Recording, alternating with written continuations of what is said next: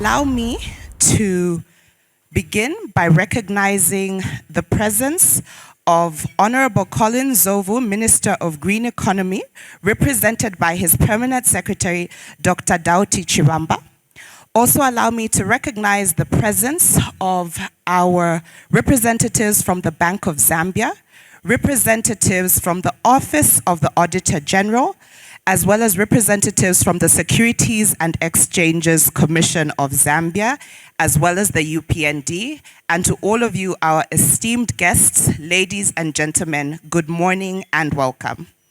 At this moment, I would like to invite us to please be upstanding to start with a prayer, and then we'll get into the national anthem. Thank you very much. I want to welcome all of you. This is the second edition of our report.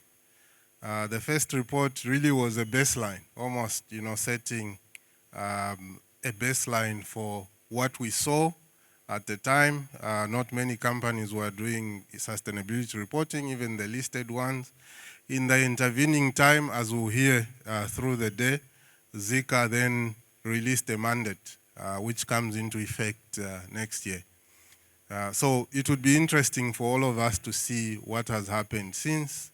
I know that I think almost all the listed are represented here. How have you done? It's a scorecard, and I hope that we'll take lessons as we prepare for the mandate, for the reporting mandate. Sustainability is topical at almost the risk of becoming, a cliche or the in thing, a fashionable thing. But I think we cannot overemphasize the importance of the subject matter. We know already we have 12 hours of load shedding, I think. I don't know if we've moved from 8 to 12. So we are living the lessons of a dying planet every day, which means it's a call to arms. For us, it's not a business agenda, but a call to arms for everybody to get involved, join the conversation and act. We have one planet. And unfortunately, the impact of a dying planet is hardest felt in our part of the world. The rest of the world have mitigation, they know how to survive, they hardly feel it. How many power cuts have you had in the UK every day? Nothing. How many power cuts have we had in China? Nothing. The impact is on this part of the world. So much as we can talk about who's doing the most polluting and so on, it's a debate for another day, and I'm sure our panelists might touch that.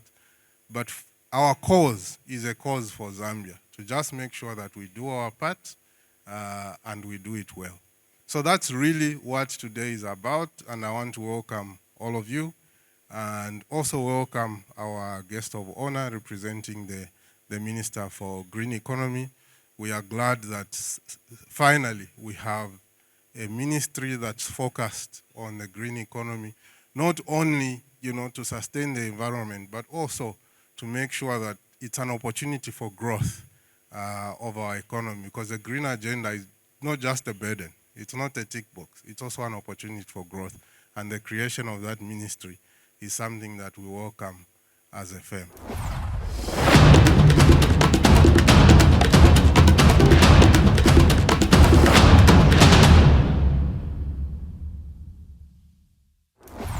I'm honored to be the chief guest at this remarkable occasion, marking the launch of the EY Zambia 2023 Sustainability Report. Ladies and gentlemen, embracing the green economy is not just a moral imperative, but a strategic opportunity for Zambia. By promoting sustainability across all sectors, we can achieve economic growth, environmental sustainability, and social equity. A shared vision for a green economy in Zambia, particularly as championed by the Ministry of Green Economy and Environment, requires a collective commitment for steering the country towards sustainable development. The ministry plays a crucial role in shaping the vision through, one, aligning policies and initiatives with the principles of sustainability and environmental stewardship. 2, through policy formulation, such as the following policies that the ministry has developed. 1, green growth strategy. 2, nationally determined contribution. 3, national adaptation plan. 4, national policy on climate change, and the national biodiversity framework and action plan. We are dedicated to engaging stakeholders, managing resources efficiently, and leading initiatives to combat climate change. Our efforts are also aimed at generating green jobs, enhancing stakeholders' ability to adopt sustainable practices, and partnering with regional and international entities to foster investment and knowledge exchange. Ladies and gentlemen, transparency in sustainability reporting is crucial for building trust and credibility among stakeholders. Equally, comprehensive and accurate information demonstrates corporate commitment to responsible business practices. Transparent reporting enhances investor confidence to evaluate a company's sustainability performance and assess potential risks and opportunities. Transparency and accountability built into sustainability reporting are critical to producing meaningful disclosures of interest to stakeholders. I commend Zika's adoption of standardized sustainability standards and the integrated reporting framework, which represent a positive step forward in promoting a baseline of sustainability disclosures in Zambia. Public-private partnerships are crucial in driving sustainability and enabling government to leverage private sector expertise, intellectual capital, and investments. This helps to accelerate deployment of new technologies and innovations like renewable energy, improvements in food and agriculture, and advancements in water access. Companies can also benefit when governments share investment risks, ensure political stability, and promote local market expertise through the following examples. 1, Zambia's scaling solar program, supported by the World Bank, involved collaboration between the government and private sector developers to build solar power plants across the country. 2, similarly, Africa Green Eco is a partnership between African governments, the private sector, and international financial institutions aimed at increasing investment in renewable energy generation in sub-Saharan Africa. To mitigate the credit risks associated with the current lack of credit worth of takers. These few cases demonstrate how collaboration between the public and private sectors can effectively drive sustainability across various sectors. To drive sustainable initiatives in Zambia, enterprises must strategically invest and actively contribute to capacity building and enhanced collaboration through knowledge sharing sessions and comprehensive skill and training workshops. This will help investors and stakeholders enhance understanding of relevant materiality issues for companies. Ladies and gentlemen, EY's commitment to capacity building is evident through the launch of Zambia Sustainability Report. EY has demonstrated that it is committed to helping business create value for sustainability, as well as helping sustainability create value for business. EY's deep domain expertise and cutting-edge IP deliver the confidence of robust sustainability reporting today and provide opportunities to capture more value from sustainability into the future. This comprehensive report enhances awareness among companies, investors, regulators through detailed coverage on the following aspects. 1, insights into prominent international sustainability reporting frameworks. 2, ongoing efforts to strengthen sustainability regulations in Zambia. 3, analysis of year-on-year progress on listed Zambian companies in sustainability initiatives. So this is where we are taking note as a ministry. Not only on listed, we are also looking for those ones unlisted. Number 4, examples of best practices across individual sectors and lessons learned for Zambia. Number 5, implications of recent sustainability reporting guidelines adopted by the country. And number 6, clear call to actions and recommendations for Zambian companies and regulators to further advance in the sustainability transition. As I conclude, let me state that this publication is a commendable effort in driving effective knowledge sharing for Zambian entities and regulators to drive a collective commitment on sustainability. Let us work together towards a greener, more prosperous future for Zambia and the planet. I wish EY to score more successes now and in the future. I thank you for your kind attention.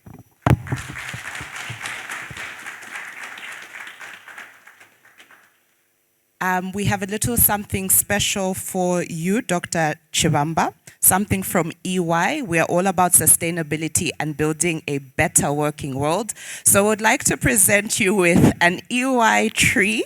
And if you would do us the honor of planting this tree, hopefully offsetting some of that carbon that you've emitted coming here with us today. So that is your EY tree. So thank you so much. Fantastic.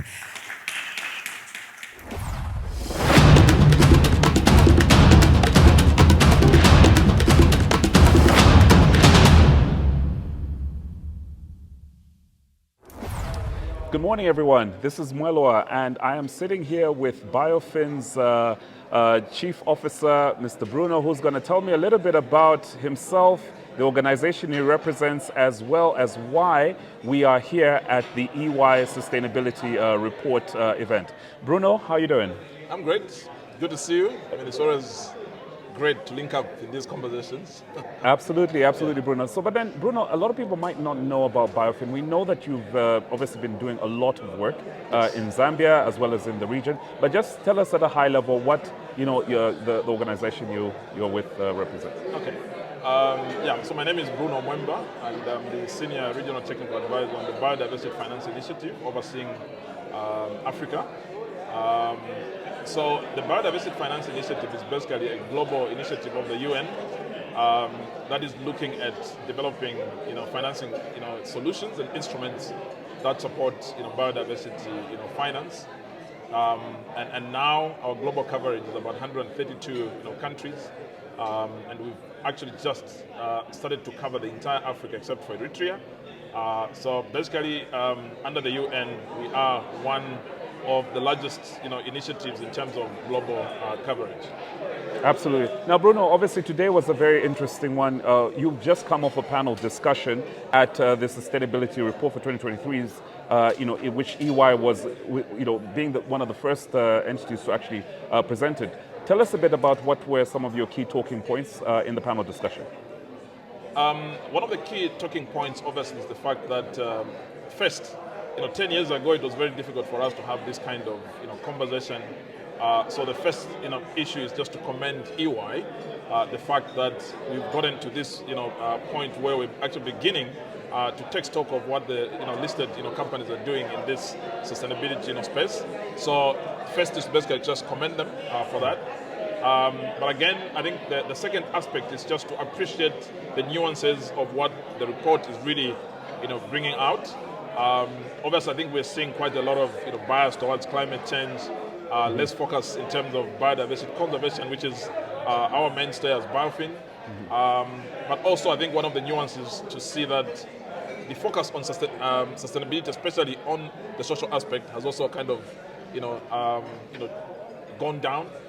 So those are some of the nuances. But suffice to say, I think it's great to see some of the strides that are actually being made by some of the listed companies, and the fact that we're already doing this is a good thing.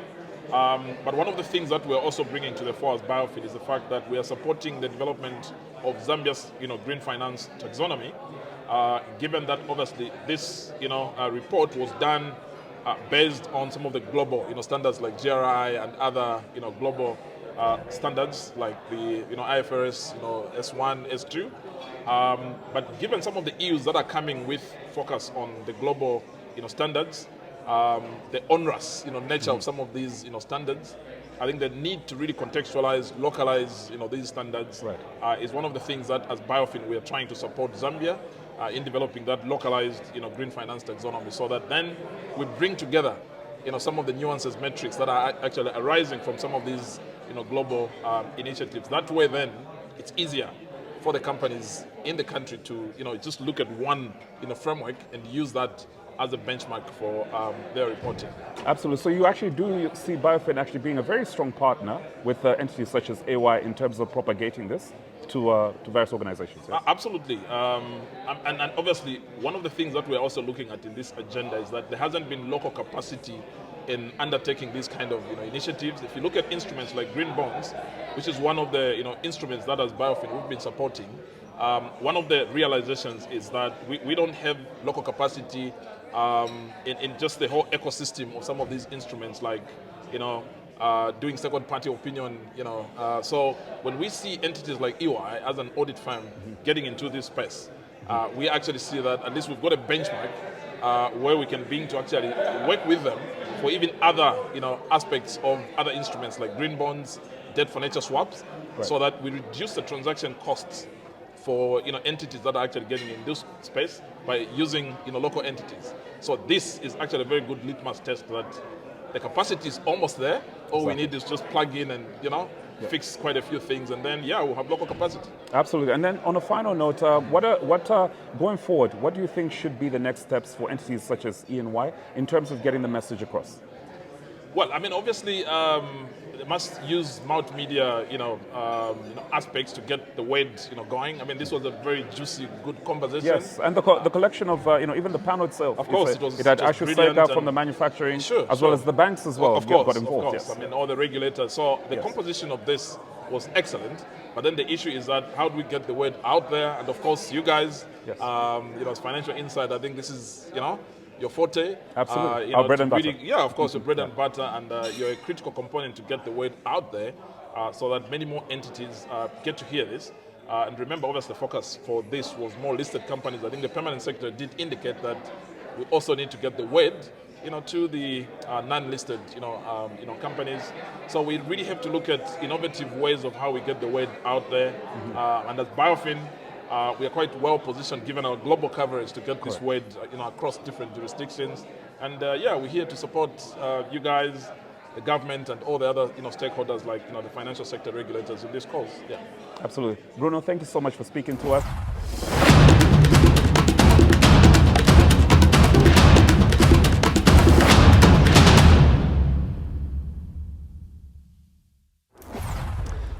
Morning, everyone. This is Mwelwa, and I have just been witnessing something special that has been happening at Radisson Blue Hotel right here in Lusaka, Zambia. This morning, EY became one of the first organizations in Zambia to present the Sustainability Report for 2023, which focuses on many aspects of ESG, but more specifically, they roped in aspects around listed companies in Zambia. And to talk to me about this particular report is Kantu from EY. Kantu, how are you doing? Thank you. How are you? I'm all right. It's always a pleasure to meet up with the folks at EY. And this morning was yet another special event. Tell us through, first of all, your role before we get into the nitty-gritties of the report. Okay. So at EY Zambia, we are grouped into what we call fields of play, where you specialize in certain particular areas. And my field of play is the sustainability. Right. So I'm responsible for the drafting of the report. Okay. We engaged experts to do the analysis of the reporting that is currently happening by public listed entities, and then draft that into the report that we've launched today. Okay. So in essence, I'm the one who's managing that particular field of play. Fantastic. But it must have been quite a painstaking process because, you know, you have all these companies. Did you cover the entire 23 companies listed on the list? So we covered all the 22. Or the 22, yes. So we had a baseline. Last year was the one that was very painful because that was the beginning of reporting. So gathering the data and putting it in a format that makes sense was quite a bit of work. This year was much easier because we already had a baseline. So what we then needed to do for this particular year was to check what has been the progress between the two intervening years. Notwithstanding the fact that the team had to put in quite a lot of hours. I can imagine. To analyze 22 listed entities. Yes. And different sectors. Yes, different sectors. financial statements with pages up to 250. Wow. So it was quite a bit of work Wow. for us to be able to get the information analyzed. Okay. Now, just give us an overview in terms of what, you know, some of our viewers who would want to read this report, what they expect, like in, you know, at a high level, what the report encompasses. Okay. So our report is a very, very comprehensive report around sustainability and ESG. So what we've done is we've looked at the current global reporting frameworks, you see, and also looked at some of the statistics around the world in terms of what value do you generate from reporting ESG matrices in your financial statement. So what we've done is we have analyzed it from a global perspective, right? Considered what kind of frameworks global entities have been using. And then we've scaled it down to Zambia. So from the 22 entities that are listed on the stock exchange, what kind of reporting are we seeing? And what has been the improvement between the previous report and the current financial reporting cycle? We've also gone ahead to do a benchmark between what we're seeing from a global reporting perspective and where our entities currently are. And just to discuss what we need to do to push and get towards the global benchmark in terms of what we are seeing on an international market. That is really the focus of our report. What we've also included there is there are a few countries that early adopted the standards. To cite is Nigeria. So what we also did is we got some of the lessons learned from that particular market in terms of what is the depth of the involvement in making sure that an entity is ready for the adoption of the standard. What are some of the hurdles that they faced, and how did they also overcome? Okay, so this is the reason why we had the lady from Nigeria also be one of the presenters. Okay. So that particular team was deeply involved in supporting some of the entities that decided to early adopt the standards. So they were able to provide support in terms of gap analysis. Where are we at the moment? What do we need to do to be able to be ready and confirm in our financial statements that we've complied with the requirements of this particular standards? Okay. That was the kind of work that they were involved in. And that's the reason why we thought it was very important for us to just come and speak about what the experience was in their market. Right. Now, in terms of findings, obviously you said year on year, I think in the year one, it was a bit harder. In year two, what were some of the things that stood out for you in this particular report? Okay, so in year two, what stood out is the uptick in the environmental element. And I think the reason why that is so is because there's a lot of drive and discussions around the environmental things, climate-related issues and whatnot. So what we've seen is now organizations putting a bit more focus on that particular matrix. Right? The interesting bit also is the reduction in the reporting around the social aspect. Is that so? Yes. That's quite interesting. Which is strange because at the end of the day, what at the end of the day, what I'm thinking about is what is the social impact that my business is having on the environment within which I'm operating, right? Are we building schools? Are we ensuring clean water for the community well within our reach in terms of operations? The funny thing is that there has been an overlap between CSR and the social element of ESG. Okay. Right? And because of the big focus around environmental issues, climate risk, and the like, companies have scaled down on reporting that particular aspect. Not that they've stopped the initiatives, they are still involved or engaged, but the reporting is what has reduced. Right. So we are hoping that as we go along, we get to a balance in terms of what we are reporting to stakeholders around all the three matrices. Okay. Now, when we look at the matrices themselves, do you feel that they were comprehensive enough, and do you see EY expanding on the matrices in the coming years' reports? Right. So what we've done is the three have been analyzed, and then what we've done is we've looked at a KPI in each matrix. So under environmental, we're talking about climate risks and opportunities. land management, biodiversity. So depending on the kind of industry that you're in, the KPIs might be different, but those are like the bare minimum of what we expect to be seeing. So if you're in manufacturing, it might not be around biodiversity because maybe exactly. you have not disturbed the ecosystem of the environment that you're in. Right. So each dimension has got specific KPIs that we've analyzed, and we're reporting in terms of what the progress has been between the two interventions. So, and that is detailed. Right. Now, just on a final thought, for your clients, how do you want EY's clients to use this report? And are there any expectations, of even the people that encounter a report, maybe in terms of, will you be expecting some feedback, for example? Yes. So the purpose of the report is for you to give stakeholders such as the CFOs, the board, the CSOs, an all moment, right? So you have been repeating bits and pieces of stuff. Correct. Yeah? Yeah. But is it consistent? Is it comparable? Right? And expectation now is that by 1st of January 2025, I should be ready to adopt these particular standards because I'm a public listed entity. Right. So now the question is, do I have the right processes in place to enable me get to a point where I'm ready to confirm that I'm in compliance with these standards? Do I have the right data set to enable me quantify some of the matrices that I'm saying I've actually achieved? So if you're saying I've reduced my carbon footprint, what is the evidence? Right. How have you quantified that information? And has somebody even validated it? What we're also trying to avoid or prevent is the issue of greenwashing. So you say I've done X, but you have the data to back you up. So boards, CFOs, and the like need to start thinking about that. Do I have credible information to enable me then indicate in the market that I've been able to do ABC? Correct. For nothing, PLC or financials are widely circulated. So I can pick up any set of financials for an Airtel or a Puma, and you'll be telling me X, Y, Z. I'm a potential investor. I'm your stakeholder. Is what you're telling me actually true? Right. And one day I might say I need an independent person to come and audit that information to confirm that it's true and fair. Would you actually have the necessary data to come and then prove to me to say what I said I did? Absolutely. And I guess, having those standards in place does help. Yes. That is what we're trying to remedy because before you would choose whatever you want. Exactly. But now we want to make it consistent. It has to be comparable. Yeah. And we don't, it just makes